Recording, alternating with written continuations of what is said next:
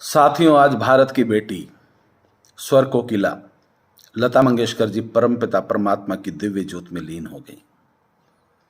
लता मंगेशकर भारत की पुत्री के साथ सरस्वती की पुत्री भी थी, जिन्होंने अपनी वाणी से देश के युवाओं को देशभक्ति से ओतप्रोत कर दिया।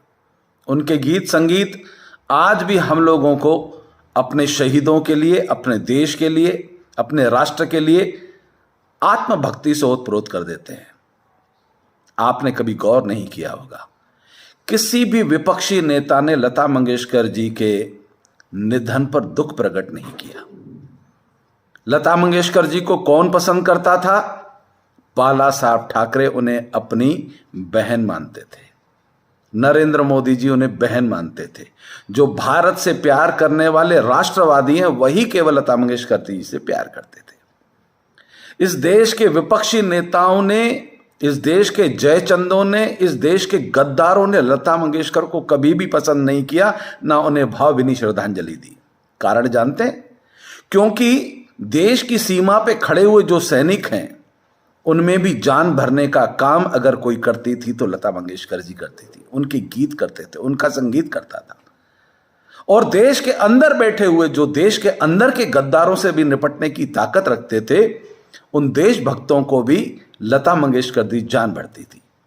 तो देश के विरोधियों को और देश के गद्दारों को लता मंगेशकर सदैव से खलती थी।